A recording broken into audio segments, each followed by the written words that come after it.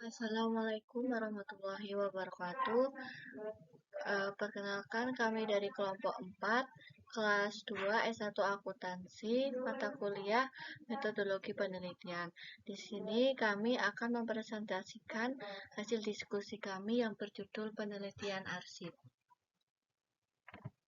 Di sini kami beranggotakan yang pertama Yulia Nur Alfiani dengan NPM 20101040059, yang kedua Umi Dwi Purwanti dengan NPM 20101040060, yang ketiga Febriana Kurniawati dengan NPM 20101040061, yang keempat Rizky Dwianto dengan NPM 20101040062, dan yang terakhir Ngafifatul Waro dengan NPM 201104064.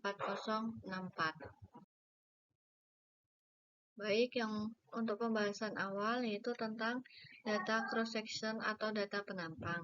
Data cross-section atau data penampang menurut Gujarati tahun 2004 merupakan serangkaian data dari satu atau lebih variabel yang dikumpulkan pada periode waktu tertentu.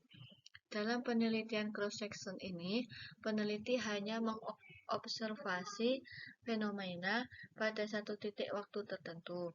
Pada penelitian yang bersifat eksploratif, deskriptif, ataupun eksplanatif, penelitian cross-sectional mampu menjelaskan hubungan satu variabel dengan variabel lain pada populasi yang diteliti, menguji keberlakuan suatu model atau rumusan hipotesis, serta tingkat perbedaan di antara kelompok sampling pada satu titik waktu tertentu. Namun, tidak memiliki kemampuan untuk menjelaskan dinamika perubahan kondisi atau hubungan dari populasi yang diamatinya dalam periode waktu yang berbeda, serta variabel dinamis yang mempengaruhinya.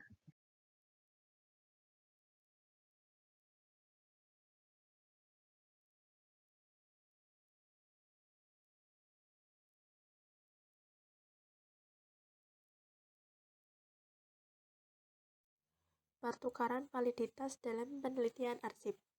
Sebuah studi arsip biasanya akan memiliki lebih banyak validitas eksternal daripada pendekatan eksperimental atau simulasi karena mengacu pada data empiris. Tetapi, bahaya akan muncul jika proses seleksi kita, misalnya untuk data perusahaan, cacat, sehingga menghasilkan sampel yang tidak representatif. Situasi ini akan diperburuk jika kita menerapkan prosedur pencocokan dalam desain penelitian, biasanya pencocokan ukuran dan industri, karena tidak akan ada jaminan bahwa temuan tersebut tidak spesifik industri atau bahkan mungkin spesifik khusus untuk kelompok perusahaan yang dipilih. Libby pada tahun 1981 menyarankan bahwa studi ekonometrik menggunakan data arsip pada dasarnya bersifat eksperimental. Mereka dapat digunakan untuk menjawab pertanyaan serupa dengan yang dibahas oleh studi eksperimental, meskipun peluang untuk manipulasi variabel terbatas. Analisis isi atau konten didefinisikan sebagai metode yang menggunakan seperangkat prosedur untuk membuat kesimpulan yang valid dari teks. Inferensi adalah tentang pengiriman pesan, pesan itu sendiri atau audiens pesan, dan aturan untuk proses inferensial bervariasi dengan kepentingan penyidik. Hal tersebut diungkapkan oleh Weber pada tahun 1985. Analisis ini secara tradisional telah diterapkan pada analisis data arsip, tetapi menjadi semakin populer dalam analisis transkrip wawancara. Biasanya, metode kuantitatif telah ditetapkan pada data arsip dan metode kualitatif untuk transkrip wawancara. Isi kualitatif narasi ditransformasikan menjadi variabel kuantitatif untuk selanjutnya dianalisis dengan rumus sederhana.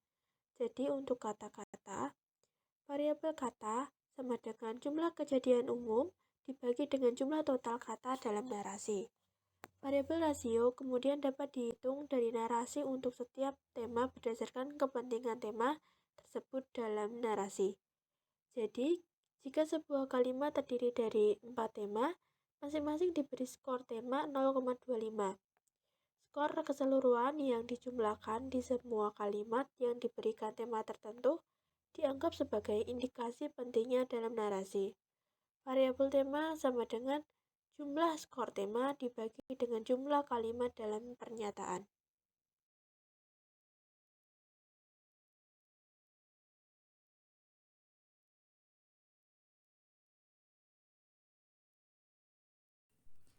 Tetapi pelabelan seperti di atas selalu penuh dengan bahaya dan kemungkinan akan menimbulkan kemarahan penulis yang bersangkutan.